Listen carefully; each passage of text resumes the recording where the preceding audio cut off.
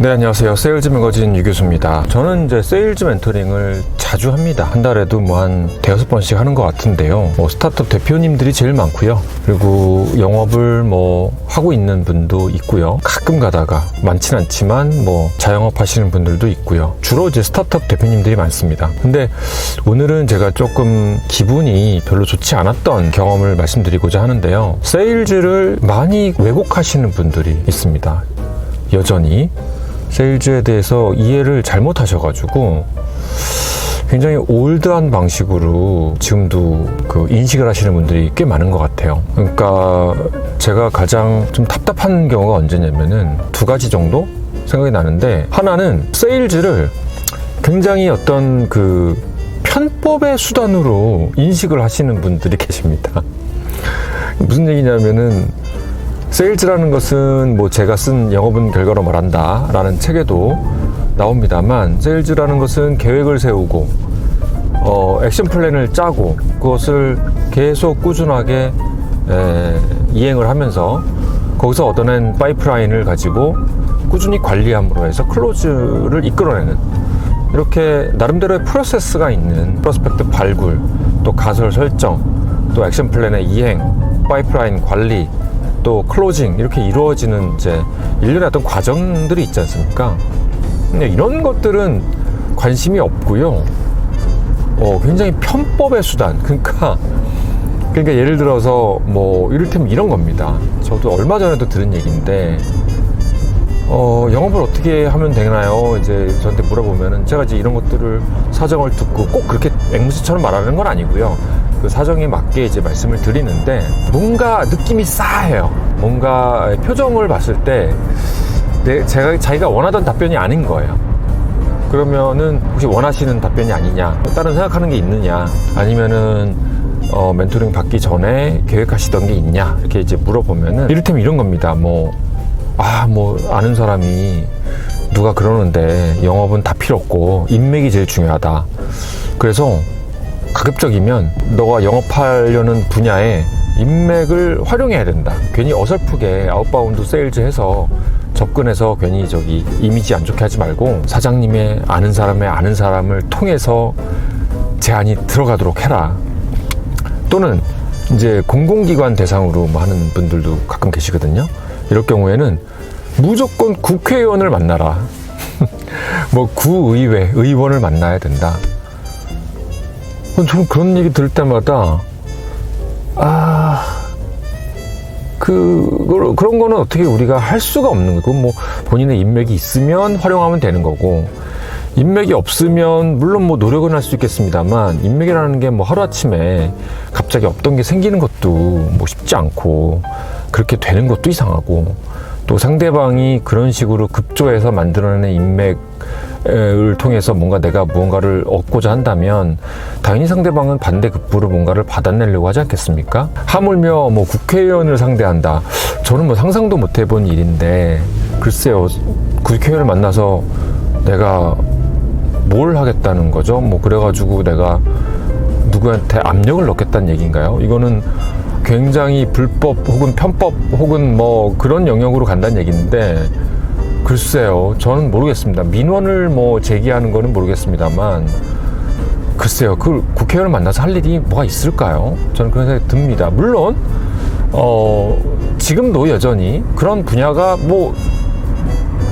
있을 수도 있겠죠. 제가 모르는 분야가. 그러나 그런 것들은 또 위험한 것도 있고요. 그것을 컨설턴트인 제가 알려줄 수도 없는 얘기고요. 실제로 제가 아는 분야도 아니고, 그리고 또 인맥을 통한다고 해서 그것이 다 되느냐? 그런 것도 아니에요. 제가 예전에 있었던 일을 한번 말씀을 드려볼까요? 예를 한번 들어드리면은, 실제 스타트업에서 영업을 할 때였습니다. 그때 저희가 경쟁이 붙었었어요.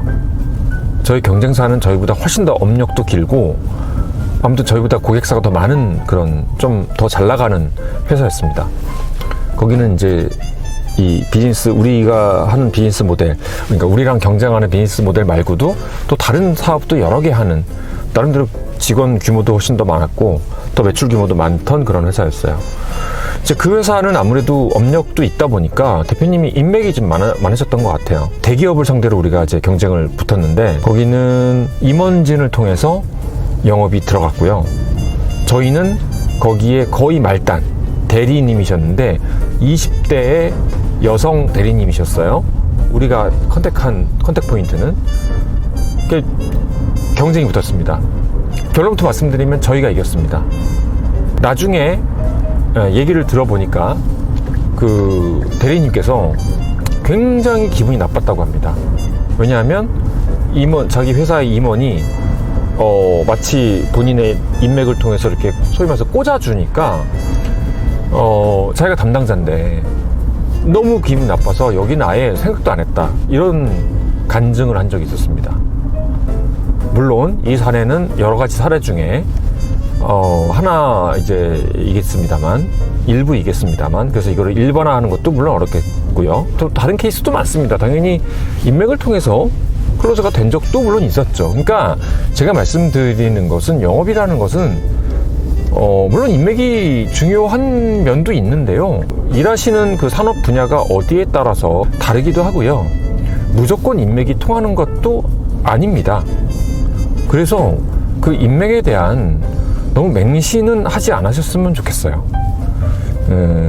그렇게 꼭 그렇게 인생이 뭐 사업이 그렇게 다 천편일률적으로 되는 것들은 아닙니다.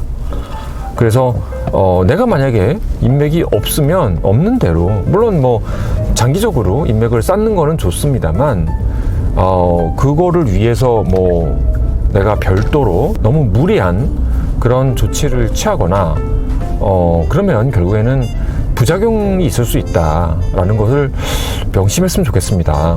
그리고 두 번째, 아까는 이제 첫 번째는 인맥에 대한 거였고요, 네트워크. 그 다음에 두 번째는 뭐냐면요, 제가 이제 멘토링 하면서 참 답답하다고 느끼는 것 중에 하나가 어떤 이 세일즈라고 하는 게 엄청난 불멸의 어떤 노하우가 있다고 생각하시는 것 같아요. 노하우가 당연히 있죠. 그런데 저는 그렇게 생각해요. 모두가 다 세일즈적인 노하우를 갖출 수도 없고, 그것이 없다고 해서 꼭 비즈니스가 실패하는 것도 아니고요. 뭐 세일즈를 뭐 못한다고 해서 반드시 뭐 100% 그 사업이 실패하는 것도 아니고요. 이제 세일즈라고 하는 것은 내가 어떤 사업을 하든지 간에 결국에는 사람을 만나서 뭔가 타협도 해야 되고 설득도 해야 되고 그런 일이 있기 때문에, 또 단기적으로 뭐 장기적으로 우리가 고객을 확보해야 될 일이 필요하기 때문에 세일즈는 내가 어떤 사업을 하든지 간에 필요한 그런 수단일 뿐이지, 세일즈를 내가 뭐 못한다 잘한다 이렇게 나눌 필요가 없으시는 것 같아요. 요즘에는요, 제가 이전 영상에서도 말씀드렸다시피 세일즈라는 게 스킬로 무조건 이루어지는 것도 아니고요, 막 말을 잘한다고 해서 무조건 그런 것들을 선호하는 것도 아니거든요. 오히려 어리숙해 보이고 하지만은 진정성 있는 사람을 좀 더 높게 평가해서 나 저 사람들 좀 밀어줘야 되겠다, 이런 경우도 꽤 있고요. 그렇기 때문에 내가 외향적이지 못하고 성격이, 또 내가 세일즈를 안 해봤다고 해서 너무 두려워할 필요가 없다고 저는 생각을 합니다. 그냥 여러분들이 자연스럽게 행동하는 게 제일 중요하고, 가장 중요한 것은 진정성이라고 봐요. 내가 만든 서비스와 제품이 정말 필요한 거라면 그러면 내 마음속에 당연히 진정성이 있을 거고요. 그러면 그런 마음을 버리지 말고 그대로 순수하게 다가서는 게 저는 가장 중요한 세일즈의 덕목이 아닐까 생각이 됩니다. 그래서 이제 멘토링 하다 보면 그런 경우가 되게 많아요. 저한테 좋은 얘기를 들으러 오셨는데, 근데 이제 다 듣고 나서 이러시는 거예요. 좋은 말씀인 건 알겠는데요, 저는 뭐 이런 이유 저런 이유 때문에 못 하겠습니다. 왜 그러냐고 물어보면 저는 뭐 그 숙기도 없고 제가 이렇게 뭐 나서서 하는 것도 안 좋아하고요. 제가 또 뭐 대표이기 때문에 시간도 없고요. 그런 얘기를 많이 하시는데, 그러면 이제 뭐 답이 없는 건데, 아마 제가 볼 때는 그분의 이제 마음속 깊은 곳에는 아마 세일즈에 대한 막연한 두려움이 있는 거 아닌가, 그런 생각이 들거든요. 아무튼 오늘은 멘토링을 하면서 제가 좀 느꼈던 것들을 말씀을 드렸는데요. 세일즈라는 것은 부정직하고 남을 속이는 게 아닙니다. 진정성 있게 상대방에게 다가서는 게 세일즈입니다. 많은 이런 것들에 대한 인식의 변화가 빨리 왔으면 좋겠습니다. 저는 세일즈 컨설팅을 하는 사람으로서 처음에 2016년에 이 회사를 만들 때, 이 비즈니스를 할 때부터 저는 개인적으로 하나의 사명을 가지고 일을 시작했습니다. 그 중에 하나가 방금 말씀드린 겁니다. 사람들에 대한 사람들의 어떤 세일즈에 대한 이 인식의 변화, 이것을 나는 이끌어내겠다.